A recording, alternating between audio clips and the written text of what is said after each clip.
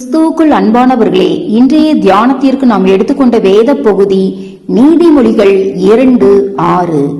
கர்த்தர் ஞானத்தை தருகிறார், அவர் வாயின் என்று அறிவும் புத்தியும் வரும்.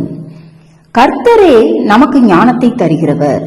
ஏனென்றால் அவரே சர்வ ஞானம் உள்ளவர். இதனால் நாம் கர்த்தரிடத்தில் ஞானத்தை கேட்கும் போது அவர் நமக்கு தருகிறார். அதே சமயம் கர்த்தர் நமக்கு ஞானத்தை கொடுக்கும் போது நாம் தேவனுடைய சித்தத்தையும் அவருடைய விருப்பத்தையும் அறிந்து கொள்கிறோம்.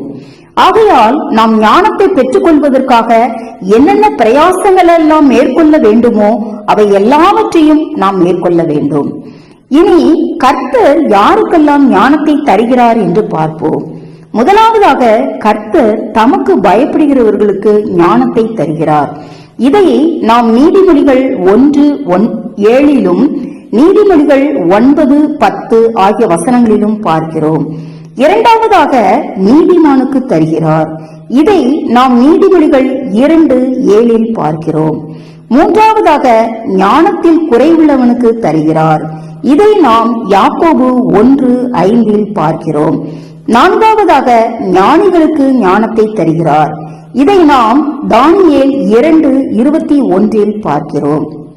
இனி ஞானத்தை பெற்றுக் கொண்டவர்கள் யார் யார் என்று வேதத்தில் ஒரு சிலரை பற்றி பார்ப்போம். முதலாவதாக யோசேப்பு. யோசேப்பை போல தேவ ஆவியை பெற்ற மனுஷன் வேறு ஒருவனும் இல்லை என்றும், யோசேப்பை போல வேகமும் ஞானமும் உள்ளவன் வேறு ஒருவனும் இல்லை என்றும் பார்வோன் சாட்சியாக சொல்லுகிறதை ஆதியாகமம் 41:38-39 பார்க்கிறோம். மேலும் அப்போஸ்தலர் 7:10 தேவன் பார்வோன் சமூகத்திலே யோசேப்புக்கு கிருபையையும் ஞானத்தையும் அருளினார் என்று பார்க்கிறோம். இரண்டாவதாக சாலமோன். கர்த்தர் சாலமோனுக்கு சொல்லியிருந்தபடியே அவனுக்கு ஞானத்தை தந்தருளினார் என்று 1 ராஜாக்கள் 5:12 பார்க்கிறோம். மூன்றாவதாக தானியேல். தேவன் தானியேலுக்கு ஞானத்தை கொடுத்தார் என்று தானியேல் 1:17 பார்க்கிறோம். நான்காவதாக ஸ்தேவான்.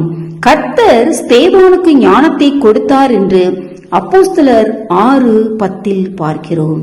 என கண்பானவர்களே, நீங்களும் நானும் தேவன் தரும் ஞானத்தை பெற்றுக்கொண்டவர்களாய் தேவனுடைய சித்தத்தையும் அவருடைய விருப்பத்தையும் நிறைவேற்ற தேவன் தாமே நம் ஒவ்வொருவருக்கும் உதவி புரிவாராக. ஆமென்.